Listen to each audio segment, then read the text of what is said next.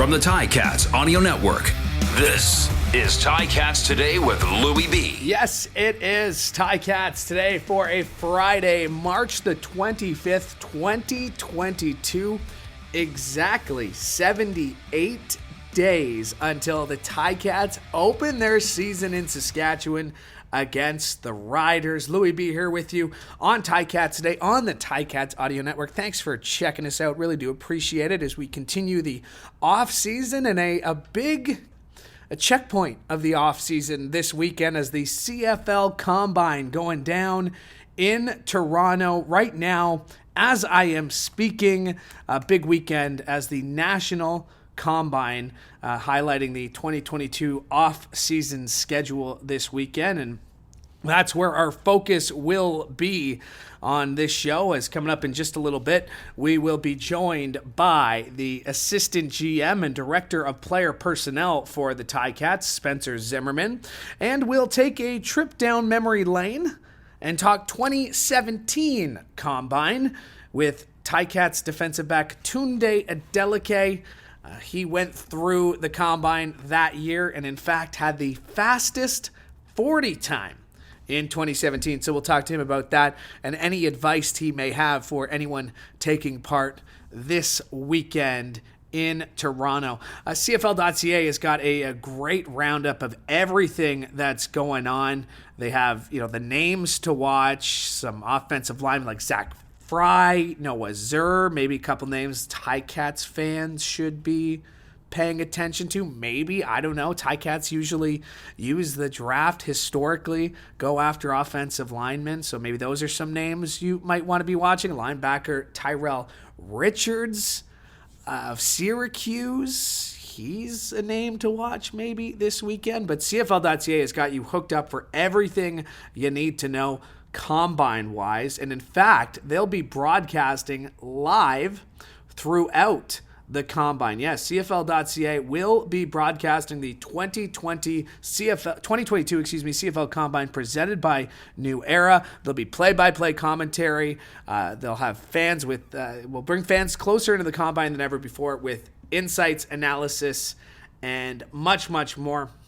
It all gets underway with the bench press tomorrow, Saturday at 4 p.m. And then on Sunday, you got individual player drills and one-on-one drills. It's at 10 a.m. You got the 40-yard dash at 11 a.m. And then more individual player drills and one-on-one drills with the running backs, linebackers, wide receivers, and defensive backs. That is Sunday at 1 p.m. And again, CFL.ca is your home for all of that coverage. All right, on the news and notes side, don't have much to tell you about as it was a very quiet week in Ticats land, but TSN's Dave Naylor is reporting that the Atlantic game is coming back, so we'll keep our eye on that. No official announcement yet, but still a very cool report from the CFL on TSN's Dave Naylor. All right, we mentioned this. It is a Combine edition of the show, and very pleased now to be joined by a man who will be there, who is there. He is the assistant GM and director of player personnel for your Hamilton Tiger Cats. It is Spencer Zimmerman. And Spencer, for you personally, I have to think that, in terms of things that happen in the offseason, the kind of the full CFL calendar, where does Combine weekend rank for you in terms of your favorite parts of the season? Yeah, I think it's probably, I'd say, one of the most exciting parts of the offseason because it's the next task, through the offseason. I know as cliche as that sounds, but we're excited to get back in person and visit. We've had the regionals that myself, Drew, Ed, kind of have been able to watch some of the players kind of earn their ticket to the main show, and now we're in Toronto, watching some of the top draft prospects compete. What do you get having it in person? I mean, anybody can run a 40 time somewhere. Anybody can do, the drills and the bench presses, and, it can be videotaped, it can be verified, but what is the advantage you find having this all in person, all in one place?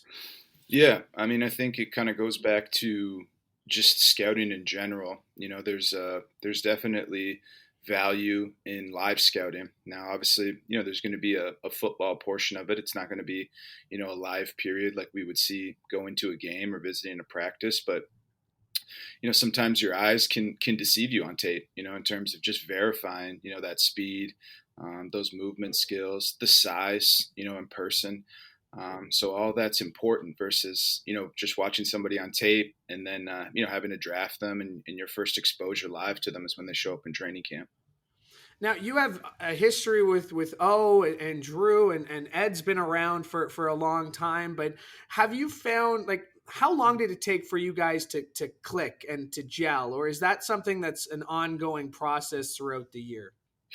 Yeah, I think the beauty about it is there's obviously familiarity, and I think O did a really good job early on, just detailing the expectations in terms of how the flow is going to operate. But at the same time, he's kind of given us, the three of us, the autonomy to kind of collaborate in areas that that we've done in the past. Whether it kind of Drew taking the lead on this Canadian draft, and obviously Ed doing a lot of some of the U.S. stuff with myself, but also, he's, right now attending the GM meetings, that he's done for several years as a GM and kind of providing that support for us on that end. So I think we've collaborated and then kind of found our niches within kind of the overarching football operation that we do well. And then we come together and provide feedback on kind of how areas are working, what areas we need more support in. And obviously having Tamara, come on has been amazing, from a football operation perspective, just how detailed, and she obviously has a lot of familiarity with the league, and she's really streamlined our operation just in these last couple of weeks. You've obviously worked with really good football minds, from Obilovich here to Ken Austin, Jim Pop. Is there a common thread between those guys, or is there kind of like a little nugget you kind of take away from each of the guys that you've worked with or the people you've worked with? Because I mean, among those group of people, their resume kind of speaks for itself. No one's ever asked me that. That's a good question. I guess I can say I'm just really fortunate to have had, I guess my football, whatever you want to call it, grad school, PhD with very accomplished people. You could start with Obi, and then obviously Kent, his resume up here, and then Jim Barker, who's now back on the other side, but someone I learned a tremendous amount from. And obviously Pop, being, a future Hall of Fame general manager to now who's kind of creating his legacy as we go. And there might be some similarities, but there definitely is a lot of differences in how they kind of conduct the operation. But I think, I guess if there is one thing that's synonymous with it, there's definitely all of them had expectations, and the expectations were kind of crystal clear for everybody to meet. And I think that allowed us to kind of drive towards our common goal. There might have been a different way to do it constantly, but the expectations were always set, and everyone had an obligation and an accountability to meet them. So I think that would be maybe the similarity. It's all about the destination, right? It's how you get there. It might not be pretty, but it's all about what you do when you get there as well. Let's get back to the combine. You mentioned being at the regional combine so far. Is there anything that's jumped out at you, whether it's a general idea about where guys are in terms of their fitness, versus, maybe what you saw in 2020 or 2021? Is there something that's surprised you or jumped out at you so far? I wouldn't say something that surprised me. I've been pleased with just really the eagerness for some of these young players to compete, right? Like, I think sometimes people think the combine can be exciting. The combine's really nerve-wracking for these guys. They're football players first. They're not, athletes who run in their spandex, run 40s, shuttles, jump around. Like, that's more of maybe a prerequisite to get to where they want to go. And I found that the majority of guys, especially when I was down in Waterloo at the Ontario Regional, were just excited to showcase the work they put in. They were willing to do, whatever was asked of them, whether it was, hey, we want you to go work with the linebackers, as a defensive end in college, or, hey, you were a DB, but let's see if you can kind of mix in with the receivers. The willingness to compete is, something that I know is going to carry over, obviously, to this week. So I don't think anything that caught us off guard. It's just more the excitement to be out there and kind of showcase what they can do from athletic standpoint prior to kind of throwing on the pads.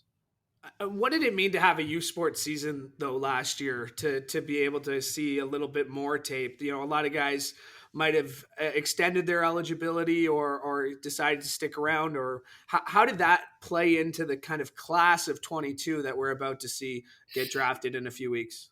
Yeah, I mean the youth sport is a huge component of our pool of future CFL players and stars. Really, you look at Tunde. We wouldn't have Tunde on our roster if it wasn't for obviously him playing at Carleton and having that growth and exposure. So it's exciting. I know definitely the players are very excited to get to compete and yeah, I just think it's going to be important moving forward as we continue to draft kind of future CFL players in Hamilton Tiger Cats. And let's talk about the neg list. Let's talk about not guys you're watching it down south, but what are you seeing when it comes to building your neg list and choosing guys who may be long shots? That was the one thing I've kind of always picked up, is that there's guys on your list that you hope, but there's guys on your list that you think are real close. Where do you think you are in that kind of mix on your neg list right now? Yeah, I think the neg list is another. I mean, that could be a whole segment we talk about, because it is unique.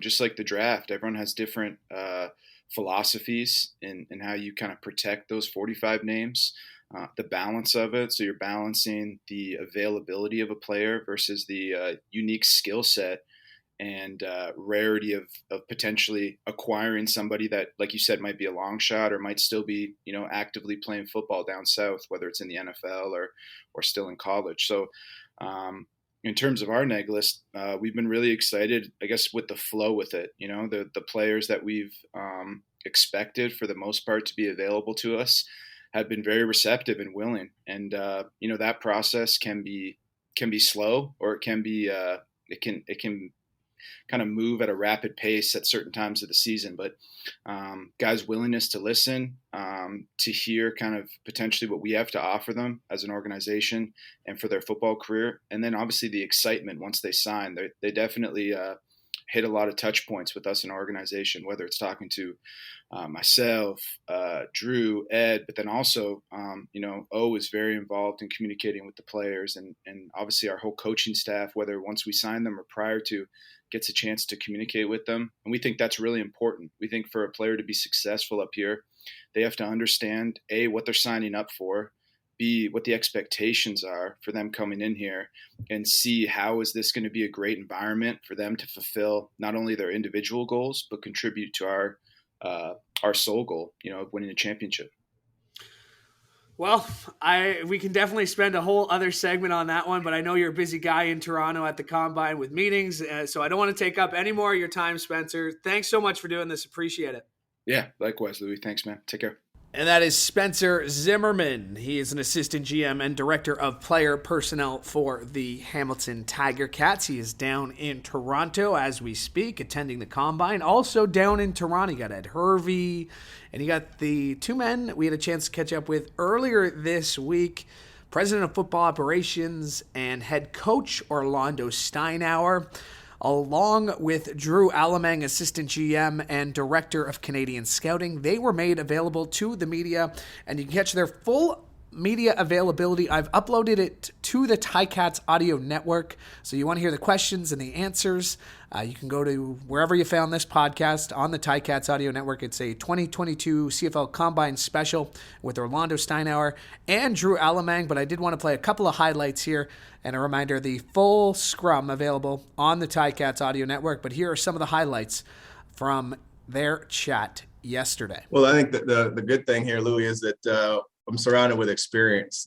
Kind of took the approach the same way we did with the coaching staff. I wasn't afraid to hire experienced people that knew more, that had been doing it longer than I had when it came to the coaching staff, and kind of took the same approach. when it came to, hiring people to really surround Drew and I, and that was with experience. So it's been, I'm not going to say seamless, but everybody's been on top of it. They really have. We kind of got a vision, and they've made it come to life. So I've been the observant, to be honest with you, Louie, and they've been knocking it out.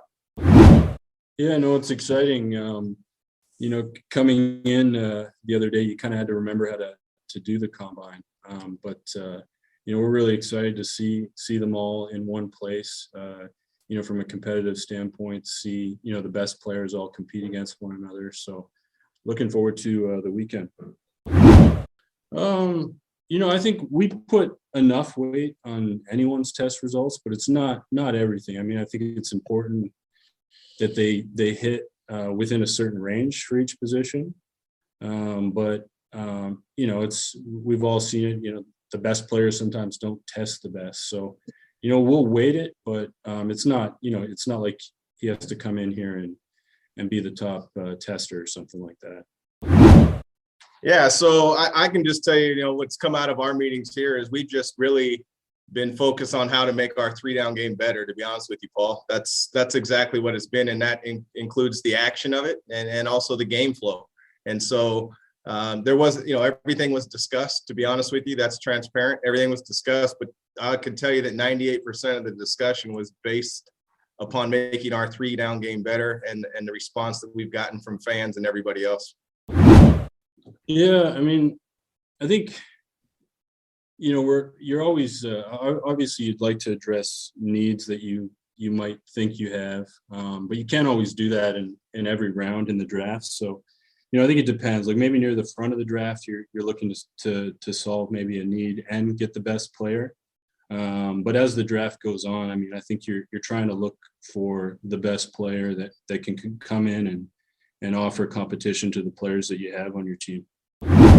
Yeah, I mean, you definitely through the process, you definitely weigh that, whether you use some of your relationships in the NFL and try to get a gauge through them and the players' agents and even the players themselves, just kind of what their future might look like down there, and try to make the best decision from there. Obviously, you get to know the players, and if they do have an opportunity, you'll be excited for them. But come draft day, you do have to weigh it a little bit.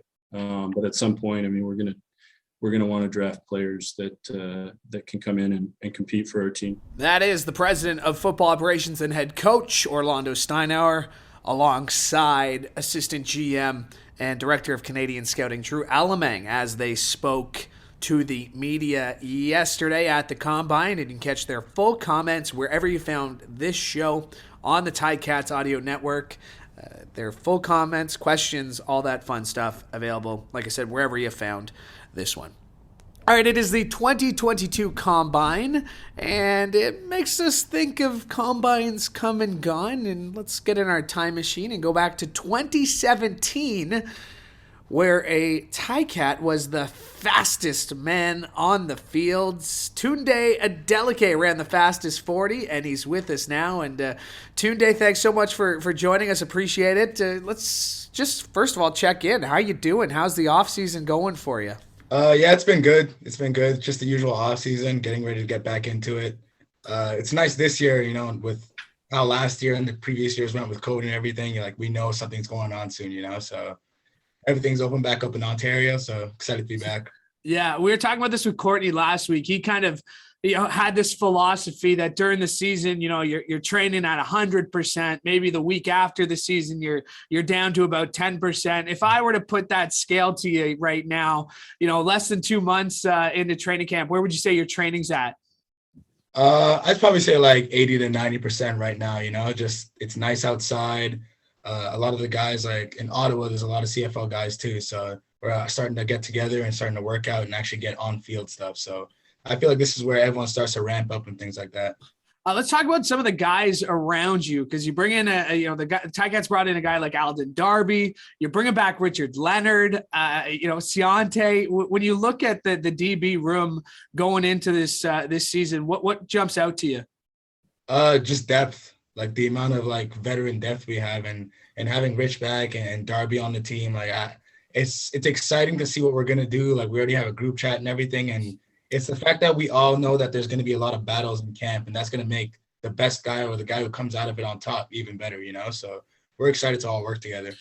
You got Coach Butler coming back as an assistant DB's coach, but a new head DB coach in Coach Bradley. Has he been added to the group chat yet? Has he reached out to you? What have you been hearing from him? Oh yeah, 100%. We've already got to work, like exactly when he got the job in the position, he reached out to I think all of us and just talked about like what kind of coach he was, what he was trying to get out of us. So I think we're excited to work with him. It's always good to have some new pointers, more coaching, something different, just to add to your toolbox. Yeah. Let's talk about the Combine because this Combine's coming up, but you had a pretty memorable one back in 2017. Can you remind Ticats fans what made it so special for you in 2017? I think my biggest part of that was running the fastest 40 at the Combine, but the whole Combine for me was a great experience. It was just the time there and getting like the first real pro experience was very different for me. And I learned a lot for myself from that opportunity. Now, you had actually I don't want to rephrase this poorly, but were you disappointed in your 40 time? Because I'd watched an interview with you afterwards. You said you were aiming for under 4.5. So even at 4.58, even though you were the fastest one, did you feel like you left something there?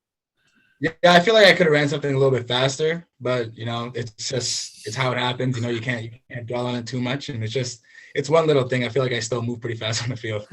Yeah, I would say so. Yeah. What else do you remember about the experience? Because there's those interviews, there's that one-on-one, and for a lot of guys, there was no in-person 2020 Combine. 2021 was really reduced. So this is kind of back to a little bit of normalcy. What do you remember about that 2017 experience? I think the interviews was like my biggest thing. And then it was just like going into interviews and hearing the coaches are going to tell you what they like about you and then what they think like you need to work on and things like that. So I think my biggest thing was getting in those interviews, hearing those things and getting back to Ottawa and trying to work on those things as quick as possible, to get as good as possible. And then the one-on-ones at the Combine was probably my biggest eye opener, just to see like the type of talent I got to go against. And then knowing that when I get in the CFL, the talent's going to be a lot higher than that because there's going to be guys who've been in there for 5 years, like crafty vets and things like that. The interview process, we've heard stories from NFL combines, previous CFL combines. They asked some strange questions. Did you ever get asked a weird question or something that maybe caught you off guard at the time? Man, I'm trying to think back to it now. I don't think I got anything too crazy, but like there was a lot of like times I'd be in there and they're asking something. I'm like, I didn't prepare for this. Like I didn't expect the coach to throw this at me and stuff like that. Like I know some guys they'd pull up your film and just like call you out on something right there, So I'm happy that never really happened to me, but yeah, there's some things to go down. So what advice do you have for some of the guys who are attending this weekend in Toronto? If they were to ask you for advice, what would you tell them? I'd say like, man, honestly, just have fun. Like at this point, for all the like the 40s and things like that, it's all about how much you've trained for that, and by the time you get to the Combine, there's no changing what can happen. So, just go out there and do your best, perform, and then try to leave with something like learn. I got to learn something from this opportunity. Don't just go and then come back and be the same person. You should get a little bit better before you get your opportunity to play in the CFL, Yeah, absolutely. Great point there. Tunde, 2 months, until training camp. What are you most looking forward to about being back in Hamilton? First thing you're going to do once you're back in town? And it's just getting back with the boys, like the DB room. It's the funnest time of the year for me, and then just the city of Hamilton. I love it there. I can't wait to see the fans again. Can't wait for game day. I love it all. Awesome. Tunde, thanks so much for doing this. It's always great to catch up with you. And like I said, see you sooner than later. Can't wait to see you. Yeah, can't wait to see you too. Appreciate it. And that is Tunde Adeleke, defensive back for your Hamilton Tiger Cats, taking a trip down memory lane, remembering the 2017 CFL Combine. As mentioned this weekend, CFL.ca is your exclusive home for extended coverage of the Combine. Marshall Ferguson will be broadcasting live throughout all the events this weekend, so go to CFL.ca for all of that. My thanks to Tunde Adeleke for joining me. My thanks to Spencer Zimmerman as well, and my thanks to you, Could not do the show without your support. Happy birthday to my sister Kathleen, who is older than me, my older sister, having a big birthday this weekend, so happy birthday. And I hope you have a great weekend as well. Thanks so much for checking us out on the Ticats Audio Network. Could not do the show without your support. You got comments or feedback, you can hit me up on Twitter at Louie B _TV. As mentioned, I hope you have a fantastic weekend. Make sure to watch the CFL Combine coverage on CFL.ca. We'll recap it all next week. Same place, same time on the Ticats Audio Network. I'm Louie B. Hoping you have a great day.